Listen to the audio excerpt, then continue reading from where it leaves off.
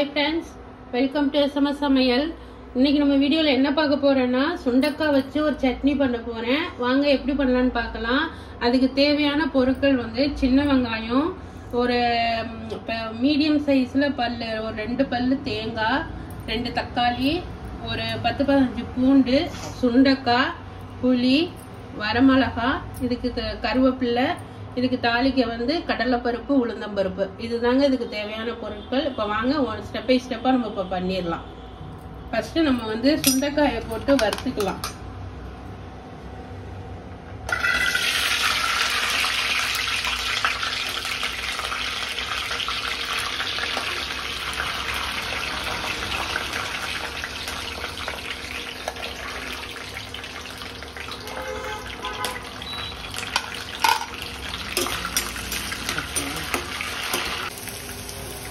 சுண்டக்காய் நல்லா வதங்கிடுச்சு. இது அப்படியே ஓரமா அப்படி வச்சிடலாம். இப்போ ஒரு ஸ்பூன் கடலைப்பருப்பு,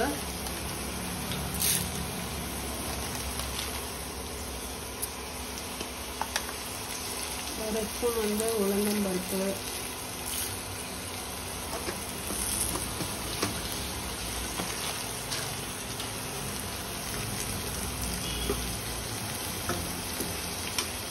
அப்படியே சீக்கிரம் வதங்கிடும்.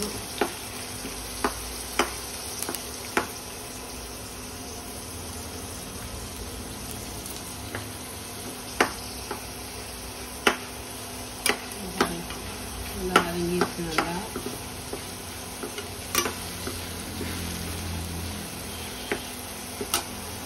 இதில் ஒரு 10-15 பூண்டு பல்லு,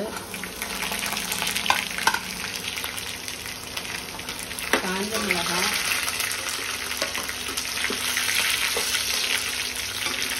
காரத்துக்கு ஏற்ற மாதிரி போட்டுக்கோங்க.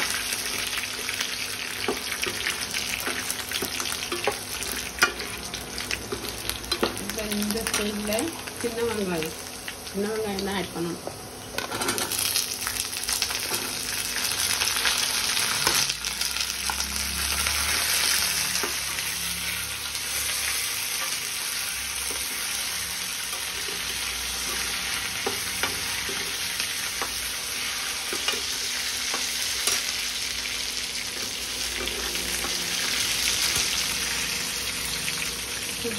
இந்த சைஸில்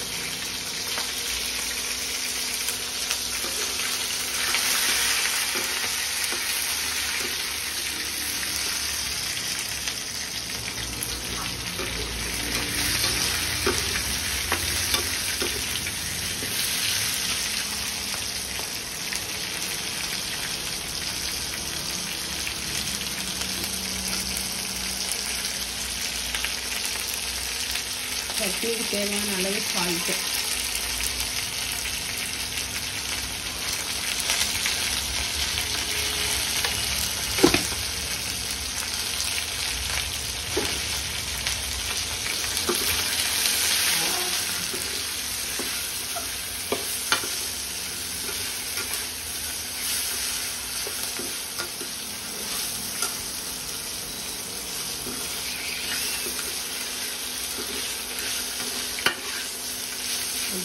தக்காளி ஆட் பண்ணிக்கலாம்.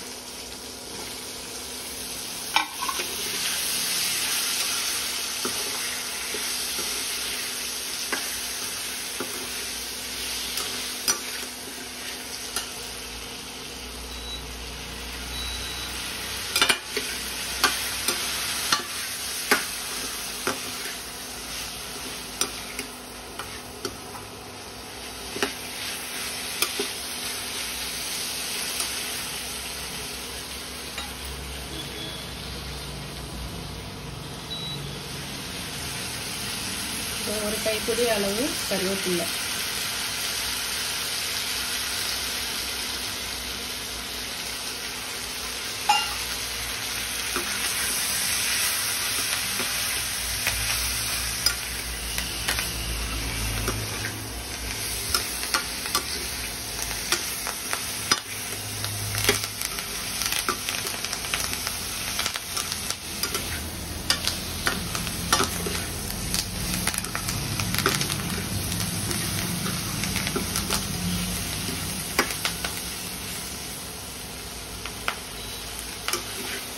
சட்னி.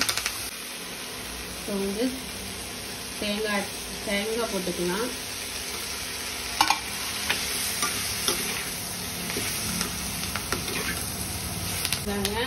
இதை ஆற வச்சுட்டு அரைச்சதுக்கு அப்புறம் காய்ச்சேன்.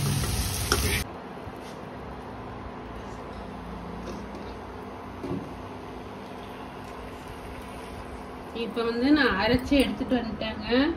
இப்போ வந்து நம்ம தாளிச்சு ஊத்திடுவோம். இப்போ நான் சுண்டைக்காய் சாப்பிட்றதுனால என்னன்னா நமக்கு இரும்பு சத்து நிறைய கிடைக்கும், உடம்புக்கு ரொம்ப நல்லதுங்க. சில பேர் சுண்டைக்காய் பண்ணும்போது நான் நிறைய வீடியோஸ்ல பார்த்திருக்கேன், அந்த விதைய வந்து எடுத்துடுறாங்க. ஏன் அதை விதையை எடுக்கிறாங்கன்னு தெரியல. அந்த விதையோட சேர்த்து செய்யறதுனாலதாங்க நமக்கு அந்த இரும்பு சத்து எல்லாமே கிடைக்கும். விதையை எடுக்காதீங்க, அது பிரயோஜனமே இல்லை. தோலை மட்டும் சாப்பிடுறது. இந்த மாதிரி செஞ்சு கொடுத்தா பசங்க பிள்ளைங்களுக்கு விரும்பி சாப்பிடுவாங்க. நம்ம சுண்டைக்காய் குழம்பு வச்சோட சாப்பிட மாட்டாங்க, பாஜி பண்ணாலும் சாப்பிட மாட்டாங்க. இந்த மாதிரி சட்னி மாதிரி பண்ணி கொடுங்க, ஒண்ணுமே டிஃப்ரெண்ட் தெரியாது, நல்லா நார்மல் சட்னி மாதிரி இருக்கும். இதை செஞ்சு கொடுங்க, எல்லாம் ஹெல்த்தியானது கூட. இப்போ நம்ம தாளிப்பு போட்டுக்கலாங்க. நான் இதுக்கு வந்து கடுகு போட்டுக்கிறேன்.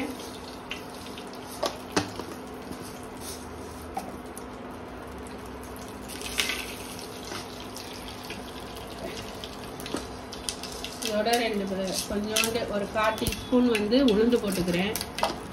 அவ்வளோதாங்க. கருவேப்பிலை வந்து நம்ம போட்டு அரைச்சிட்டோம், அதனால நான் கருவேப்பிலை ஆட் பண்ணலை. உங்களுக்கு தேவைன்னா கருவேப்பிலை ஆட் பண்ணிக்கலாம்.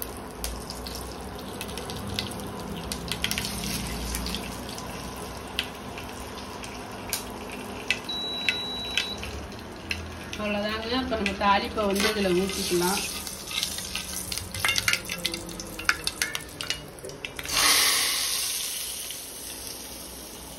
நான் வந்து நல்லெண்ணெய் ஊற்றி தாங்க பண்ணியிருக்கேன்.